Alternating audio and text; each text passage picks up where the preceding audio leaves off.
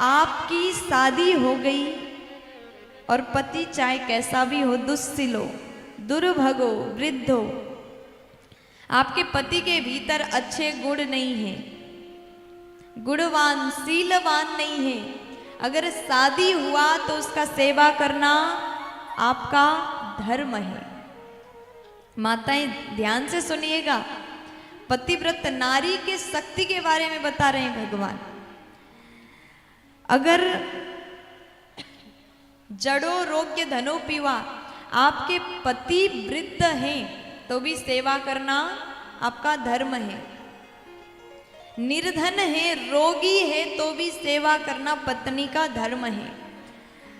शादी होने के पश्चात भले आपके पति बीमार पड़ जाएं, ऐसे स्थिति में भी आप उनका परित्याग नहीं कर सकते। भले आपके पति कुछ न कमाते हो, निर्धन हो, तो भी पति का सेवा करना पत्नी का धर्म है। और जैसे भगवान पतिव्रता नारी के बारे में बता रहे हैं, फिर भगवान ने एक उदाहरण दिया। एक बार एक पति पत्नी थे, पति पत्नी बहुत अच्छे थे, आपस में बहुत प्रेम था। नारी पतिव्रत धर्म का पालन करती थी। और एक दिन वो पति जो है बाहर से आया, घर काम करके आया, थका हुआ था, पत्नी के गोद में सिर रखा, तुरंत सो गया। उन लोग के छोटा सा बालक था, घुटनों से चलता था, छोटा सा था, और खेलते खेलते चलते चलते वो आग के पास पहुंचा। अग्नि जल रहा है तो ऐसे आग में पहुंचा, पत्नी रोने लगी, अगर मैं उठ के जाऊं बालक को बचाने तो पति सो रहे हैं, इनका नींद भंग हो जाएगा, पतिव्रता धर्म नष्ट हो जाएगा, अगर नहीं जाऊं तो बालक जलने वाला है। ऐसे स्थिति में क्या करना चाहिए? उस नारी ने भगवान को याद किया, प्रभु मैं अपने धर्म का पालन कर रही हूं और आप मेरे बालक को बचाइएगा। 2 घंटे बाद पति जग जाते हैं और पत्नी दौड़ के गई, आग में से बच्चा को निकाला, बालक खेल रहा था। उस समय आग भी बिल्कुल शीतल हो गए थे। कहने का मतलब पतिव्रता नारी के सामने अग्निदेव को भी झुकना पड़ा। अगर नारी अपने पतिव्रत धर्म का पालन करती है तो उसके सामने सब कोई झुक जाते हैं। इसलिए अपने धर्म का पालन करना हर नारी का कर्तव्य है। प्यार से बोल दीजिए ना, पति की सेवा ही नारी का प्रथम धर्म है। आपके पति कहे कि यहाँ जाना है तो जाओ, आपके पति बोले इससे बात करना है तो करो, नहीं तो मत करो, आपके पति बोले तुम्हें ये करना, जहाँ जाना, नहीं जाना, कब जाना, उस हर आदेश का पालन करना चाहिए। लेकिन भारत की माताएं पतिव्रता धर्म का बड़े अच्छे से पालन करती है। अब यहाँ पर नारियों को लग रहा है केवल हमारे लिए ज्यादा बोला जा रहा है। हम तो पतिव्रत धर्म का पालन करते हैं। देखिए, अगर आपकी पत्नी अपने धर्म का पालन करती है तो पति का भी धर्म बनता है कि आप अपनी पत्नी का ध्यान रखें। पति को भोजन कराना पत्नी का धर्म है, लेकिन पत्नी बीमार हो जाए तो उस दिन आपको भोजन बनाना चाहिए। प्यार से बोलो, क्योंकि ताली एक हाथ से नहीं बजती। हाँ हाँ, बजाओ बजाओ।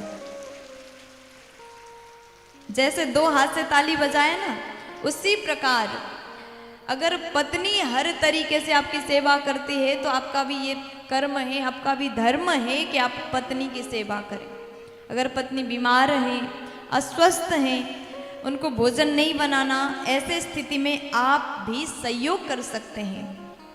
कब आपकी पत्नी दुखी है, कैसे मनाना है, किस प्रकार गृहस्थ आश्रम को चलाना है, दोनों को एक साथ सोच करके चलना चाहिए।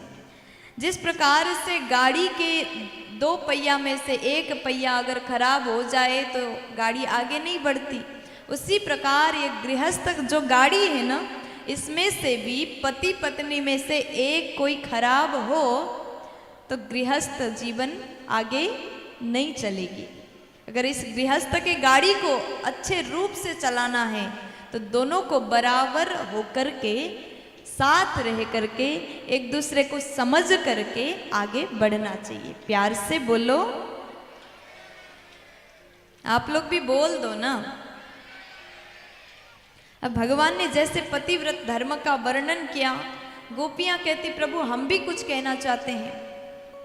भगवान बोले बताइए। तब गोपी कहती हैं एक पति था, एक पत्नी थी, दोनों बहुत प्रेम करते थे आपस में। और एक दिन वो पति कहीं बाहर जा रहा है 15-20 दिन के लिए। पत्नी बोली स्वामी हम तो पतिव्रत धर्म का पालन करते हैं, आपको खिलाए बिन मैं कैसे भोजन करूंगी। पहले की नारियां पतिव्रत धर्म का इतना निष्ठापूर्वक पालन करती थी, जब तक पति भोजन ना करे तब तक नारी भोजन भी नहीं करती थी। पति जिस थाली में भोजन करे उसी थाली में पत्नी भोजन करती थी। आजकल के लोग भी वो तो करते हैं, लेकिन साथ में बैठ करके पति के बिन भोजन नहीं करेंगे। दादी लोग तो करते होंगे, लेकिन जो आजकल की नई नई बहुएं होती है ना, पति का इंतजार करेंगी कब पति आए फिर भोजन करेंगे। और 2 प्लेट नहीं होता, एक ही होता है, और साथ में बैठ करके एक साथ भोजन करते हैं। आपको लगता है अच्छा है? हाँ। अब जो बड़े बड़े लोग हैं, दादी लोग हैं, वो कहेंगे नहीं है, अच्छा नहीं है। अच्छा, हम एक बार नागपुर में कथा कर रहे थे, तो एक माता जी बड़ी शिकायत करती थी अपनी बहू की, रोज आकर के बताती थी देवी जी हमारी बहू को थोड़ा सा समझा दीजिए। बोले क्या? सबके सामने पति पत्नी एक थाली में बैठ करके भोजन करते, उनको शर्म भी नहीं आती। हमने कहा हम क्या समझाएं आपके घर की बात। कहीं तो हम भी फंस जाते हैं। ऐसा होता है थोड़ी देर पहले सास आकर के बहू की बुराई करके जाती है, और थोड़ी देर बाद बहू आकर के सास की बुराई करके जाते हैं। किसी किसी के घर में इतना ज्यादा लड़ाई होता है, सास बहू दोनों में बिल्कुल जमता नहीं। तो देखो, अगर व्यक्ति पसंद नहीं आए तो उनकी हर बात आपको बुराई लगेगा।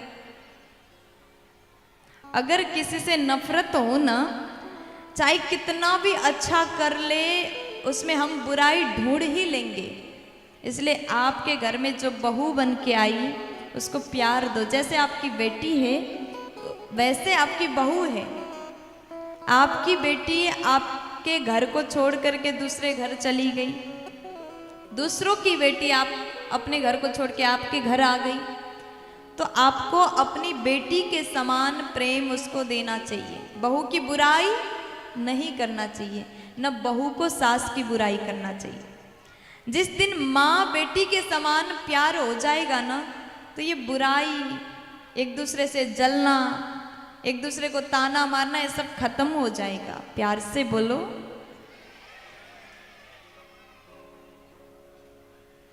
तो हम चर्चा कर रहे थे एक थाल में बैठ करके खाना खाना।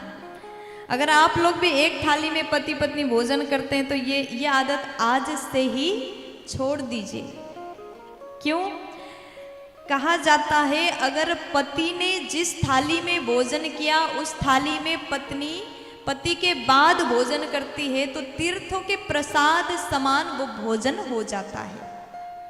लेकिन एक साथ में बैठ करके भोजन किया जाए तो मदिरा पान समान हो जाता है। तो एक साथ में बैठ करके खाने का नियम कहीं भी बताया नहीं है। इसलिए साथ बैठ करके मत खाइए, साथ बैठो लेकिन अलग अलग थाली लेकर के खाओ। प्यार से बोलो। अब ये पतिव्रता नारी कहती है कि आप नहीं है, बाहर गए हैं, तो कैसे मुझे पता चलेगा आपने भोजन कर लिया नहीं किया, तो मैं कैसे खाऊं? आपको खिलाए बिन मैं कभी खाती नहीं। अगर मैं आपसे पहले भोजन करूंगी तो मेरा धर्म नाश हो जाएगा। अब उस जमाने में फोन भी नहीं था कि फोन करके पूछ ले खा लिया तो हम खा लें। अब पति ने कहा कि देवी एक काम करो, ये मेरा तस्वीर है, इसको रख लो और इस तस्वीर को ही अपना पति यानी मैं समझ करके इसकी सेवा करना, इसको भोजन कराना, फिर उसके बाद आप करना। पति बाहर गए और उस नारी ने उसी तस्वीर वाले पति को ही अपना पति सोच करके, मान करके उसी का सेवा करती है, भोजन कराती है, उसके बाद स्वयं करती है। और एक दिन वो नारी तस्वीर वाले पति का सेवा कर रही थी, इतने में असली पति आए और दरवाजा बजाया। अब ऐसे स्थिति में वो नारी सोचती है अगर जाकर के गेट खोल दूं तो ये पति का सेवा छूट जाएगा, मेरा पतिव्रत धर्म नाश हो जाएगा। अगर नहीं जाऊं तो असली पति द्वार पे खड़े हैं। तो गोपियों ने भगवान से पूछा ऐसे स्थिति में उस नारी को क्या करना चाहिए। तब भगवान बोले कि इतनी सी बात है, ऐसे स्थिति में उस नारी को तस्वीर को छोड़ करके द्वार खोलना चाहिए। जब असली पति आ गए तो तस्वीर वाले नकली पति का क्या करना। तब गोपियां कहती प्रभु हम भी आपसे यही बताना चाह रहे हैं, जब आप जगत के पति, हम सब के मालिक, असली पति हमारे सामने हैं तो संसार वाले नकली पति का क्या करना। आज गोपियों ने जैसे कहा भगवान को लगा ये सच में मेरी शरण में आई है। अपने घर को, परिवार को, पति को, सबको छोड़ करके, संसार के बंधन को तोड़ करके गोपियां प्रभु के पास आई। इसलिए भगवान ने इतना सवाल किया। देखो जब भी हम भगवान के पास जाते हैं तो भगवान परीक्षा जरूर लेते हैं। कुछ लोग कहते हैं जितना भजन करते हैं उतना हमें कष्ट मिलता है। ऐसे बहुत से लोग होते हैं, सवाल करते हैं हम पूजा पाठ तो करते हैं लेकिन हमारे घर में कष्ट क्यों आता है। उसी के जीवन में दुख आते हैं, उसी के जीवन में कष्ट आते हैं जो भगवान से जुड़ा होता है।